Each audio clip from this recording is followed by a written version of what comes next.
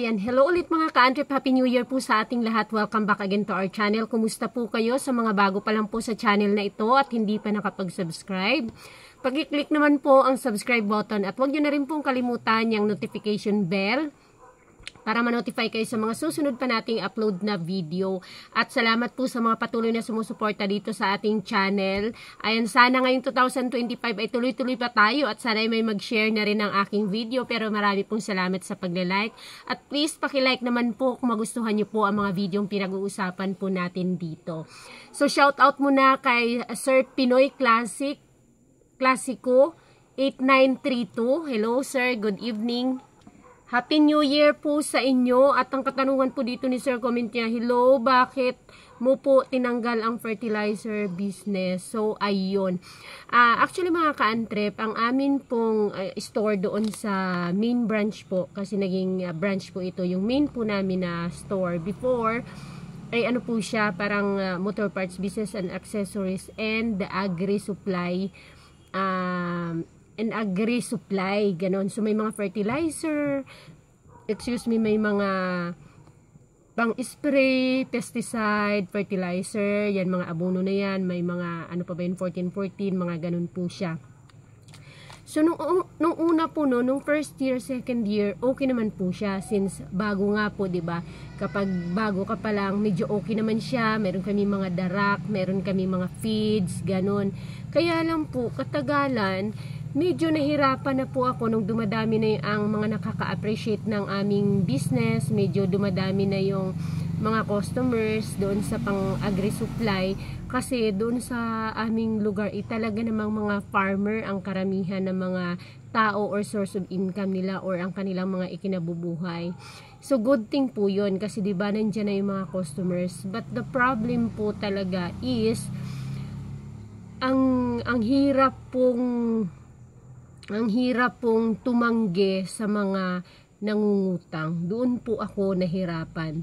Lalo na yung nakikiusap po. Kasi alam naman po natin, lalo na sa farming, sa palayan, sa basakan, kailangan po palagi ng abono. Kailangan po palagi ng fertilizer. Ngayon, usually wala naman silang budget na inilalaan para doon sa pagdating ng panahon na kailangan ng isprayhan.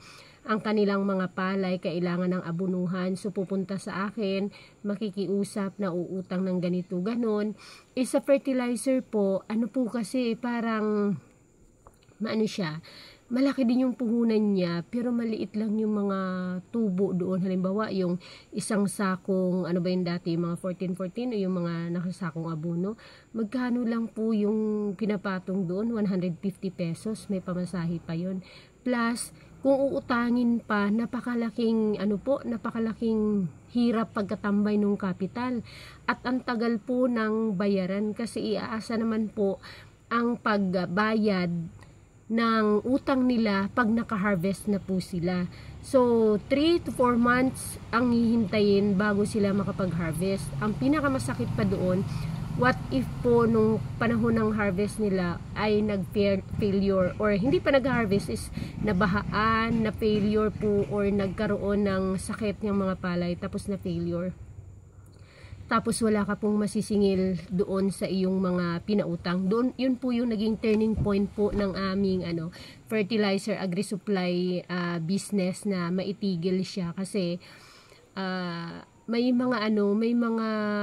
utang. Para ba ang dating po kasi sa amin ay finance yung tawag. Hindi ko lang sure kung familiar kayo dyan sa mga, halimbawa mag-finance, may farmer, may basakan, tapos i-finance mo yung basakan niya, sa'yo kukuha ng mga fertilizer, abono, lahat ng kakailanganin nila sa basakan, sa'yo kukunin, sa'yo uutangin, tapos sa'yo ibebenta yung palay kapag anihan na. But the thing is, mayroong one time na hindi lang yun isa na nag-finance kami na umabot na yung sobra 16,000 sa isa pa lang yun tapos na failure po. Ngayon, kapag failure po na tinatawag, yun bang hindi nga makabayad doon sa utang or niwala nga sila kahit na pang konsumo na nila, kulang pa sa pangbayad sa utang kasi halimbawa nabahaan, naabutan ng bagyo or nagkasakit yung mga palay, ganun kasi yung yung mga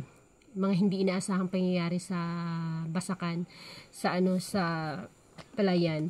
So hindi mo po siya pwedeng pilitin na singilin kasi maaawa ka rin. Hindi mo siya pwedeng pilitin na singilin kasi sila nga mismo walang maiiwan para pang konsumo. Tapos maraming mga may utang maraming mga nagpautang na maniningil. Halimbawa, sa amin kasi ganun, inuutang yung mga pang kailangan sa basakan. Tapos sa mga grocery may utang din sila para sa mga pang loob bahay kasi sa lahat yun sa pag-anihan. So yun po yung pinaka problema. Nahirapan po akong i-maintain kasi mauubos po yung kapital namin, natulog yung kapital plus meron pang hindi na masingil-singil kasi nag-failure nga po. So pag na-failure yun, sa susunod na cropping na magtaniman na naman, pag hindi mo na sila ma-finance, so magpapa-finance sa iba. Ngayon, parang bin-bin na lang yung utang sa'yo. Pwedeng mabayaran, pwedeng hindi. Tapos ang masakit pa doon, hindi mo na sila mapipilit na singilin kasi hindi na ikaw nag-finance dito sa pangalawa na nila, sa iba na. So kung okay yung anihan, unahin nila na bayad yung nag-finance sa kanila lately, yung latest financer nila sa basakan. So doon po kami nahirapan kasi ang laki ng kapital, ang liit lang ng patubo. At ako po kasi yung tipong yung nagpapautang na hindi ko iniinteresan. Okay yung sa iba kasi iniinteresan pa nila. Pero naawa kasi ako doon sa mga interest. Never ko talagang ginawa na yung halimbawa may manghihiram tapos iinteresan. Kung maipahiram ako, pahiram. Pero hindi ko yan hinihingian ng pa-interest. Or minsan sasabihin ko lang pag mangutang pala ng interest para lang magporsige. Siyempre para hindi lumaki interest. Pero halimbawa nakabayad on time or kahit na hindi nga makabayad on time, basta't nagbayad na siya, hindi ko nakukunin yung interest. So, ganun po kasi yung kalakaran. That's why na ko na siya, in-stop namin, pati yung mga feeds, kasi hindi maiwasan kahit yung mga feeds po kasi talagang siya takaw utang siya At saka yung mga pang agri-supply, farm supply, ang hirap pong itanggi pag mayroong nakikiusap na mangutang kasi nakasalalay po doon yung kanilang kabuhayan, yung kanilang basakan, yung para sa kanilang pamilya. Imagine mo kung makikiusap na halimbawa uutang ng abono kasi yung palay nila ganito ganun na. Lalo na't yung mga nakikiusap sa iyo mga kilala mo lang din, 'di ba? Taga-lugar nyo lang din. Ang hirap niyang tanggihan. Masakit din para sa iyo na tumanggi lalo na hindi rin iba sa iyo. Kaya lang pag iniisip mo yung negosyo mo, paano din talaga siya, babagsak din talaga. Ganun din yung nangyari sa amin kasi maraming mga na pending or kumbaga na yung pera, na stuck doon yung pera sa mga pinautang mo tapos hindi siya maka on time bayad at ang tagal nung balik nung kapital. Minsan kapag halimbawa yung palay na ang ibayad sa iyo basa pa, nahirapan ka pang magbilad, malulugi ka pa rin kasi tutubo siya, hindi na maganda yung ng palay kasi dito sa amin walang chemical dryer. So may chemical dryer man pag meron nagkakaagawan, nagkakapaunahan yun. So ang hirap-hirap niya talaga kaya binitawan na po namin yung aming fertilizer business or yung farm supply. So yun po, kaya nag-focus na lang ako sa motor parts. At least ang motor parts kasi hindi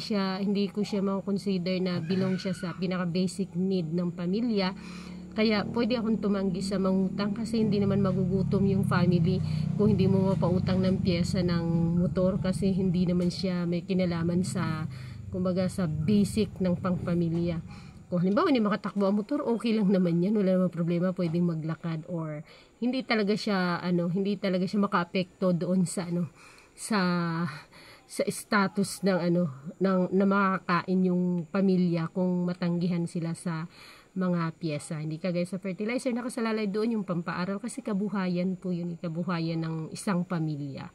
Kaya yun po, totally wala na siya. May mga naiiwan pa po kami, yung mga tira-tira na lang. Yun, napapautang-utang mo na rin yun. Last week nga, may umutang daw na tag 500 plus na insecticide. So, okay na lang yun kasi tira-tira, pinapaubos na lang din yun actually. So, yun lang. Thank you. Sana po ay iyong sir, nasagot ko ang iyong katanungan. Bye-bye!